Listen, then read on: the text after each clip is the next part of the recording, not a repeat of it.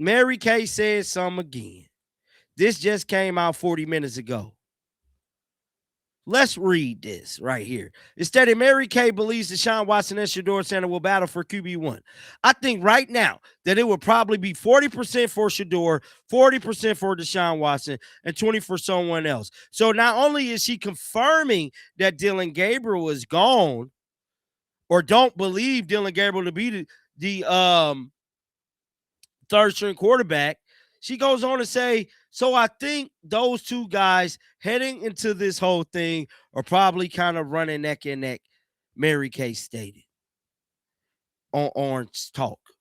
When the hell did Mary Kay say this? Because I really need to hear this, bro. Because this is what I'm saying. See, this is what I'm telling y'all they doing. How the hell is Deshaun Watson 80%? Well, it's 40 and 40, bro. How is it 40 and 40? You feel me? How is it 40-40?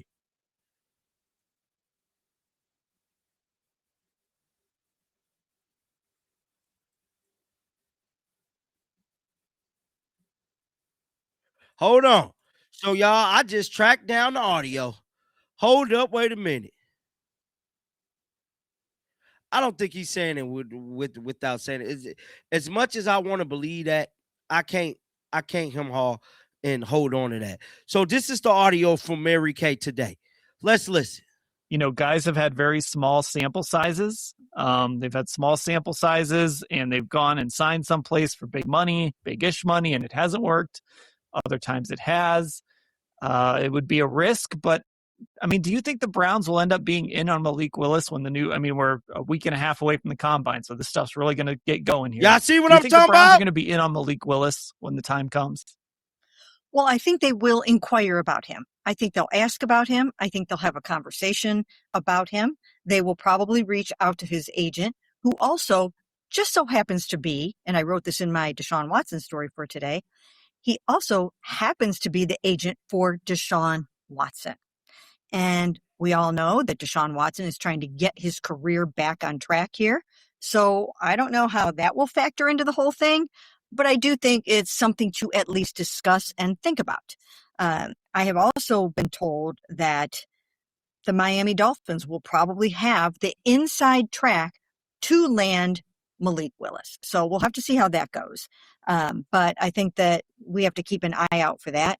I certainly would be tossing my hat into the ring for Malik Willis because we know that Todd Monken likes a dual threat quarterback, and Malik Willis fits the bill. And now he's been around for a while. He was drafted in, was it 2022? Yes, it was 2022, the same year that Kenny Pickett was drafted in the first round by the Pittsburgh Steelers. And I think some people were surprised that they didn't opt for Malik Willis in that draft. They went for Kenny Pickett instead.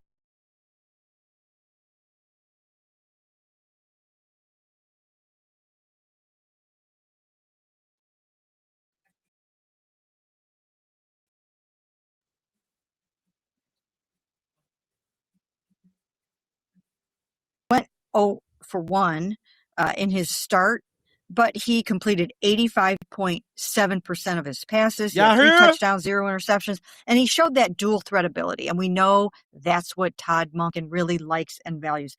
That's what Malik Willis is. He's someone very much like a Lamar Jackson. He's in that mold, not at that level, but in that mold. And so you know that Todd Monken would do a really nice job on coaching Malik Willis. He can handle that. Y'all and if see you're what I'm going talking to about? acquire a guy like that, you need a coach who can handle him. And Todd. Mary Kay is the leading reporter for the Cleveland Browns. Now, judging off this audio so far, does it sound like she wants Shedeur to be the quarterback? Because to me, it does not sound that way. It doesn't sound like she wants Shedeur to be the quarterback. This is crazy, bro. Now, y'all remember this, right? Malik Willis, first 3 games, 6 of 10, 55 yards, 5 of 16, 80 yards, 16 of 25, 135 yards, 0 touchdowns.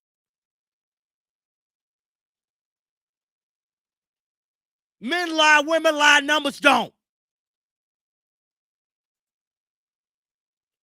But this is who she wants to be the quarterback. Monken 100% can handle him. In fact, prefers that type of quarterback.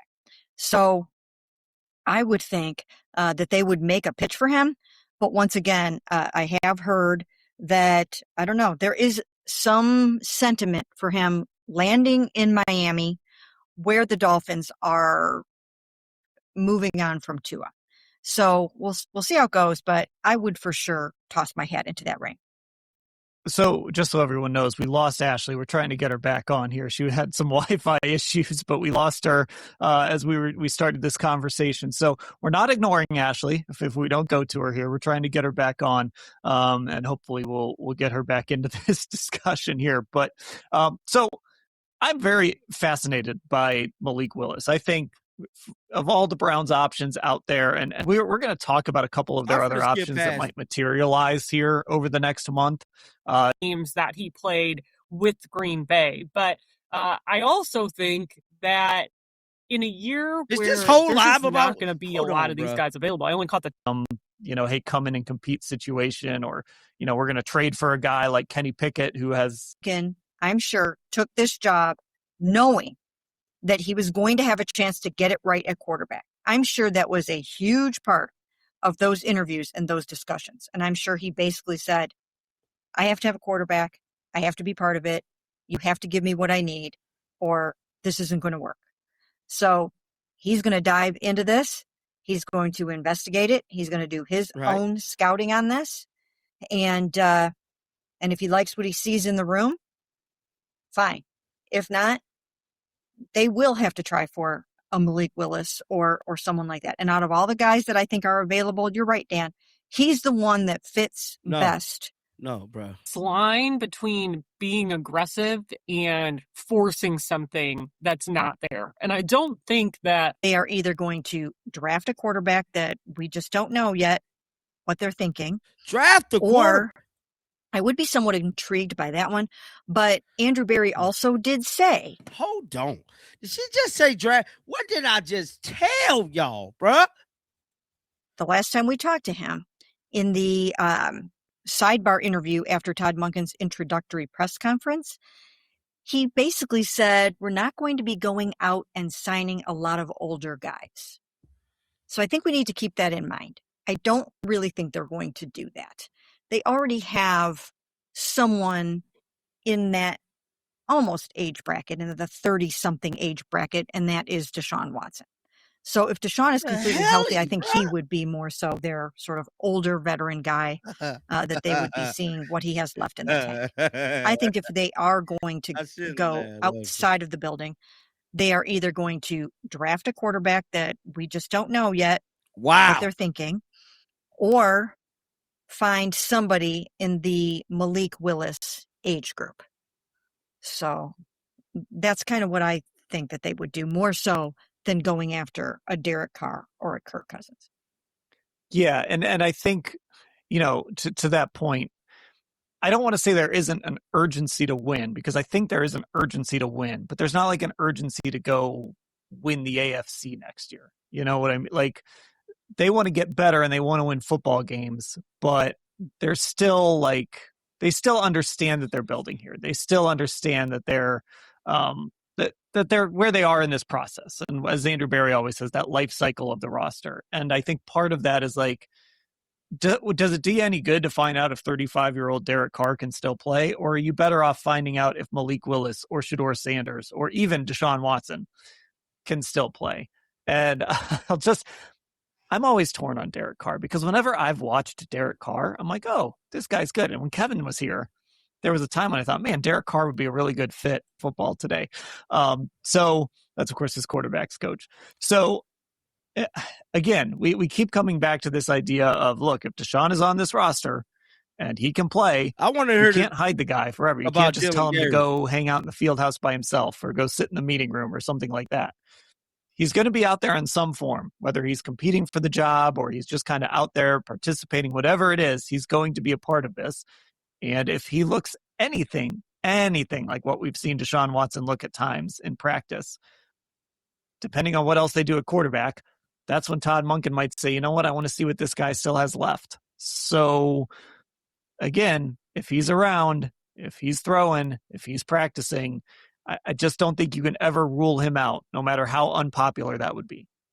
No, you can't. And Todd Monken, we now know he has stated that he's intrigued by Deshaun Watson. He has also said that he wants to tap back into a player who was once elite and a 3-time Pro Bowler. And who wouldn't want that?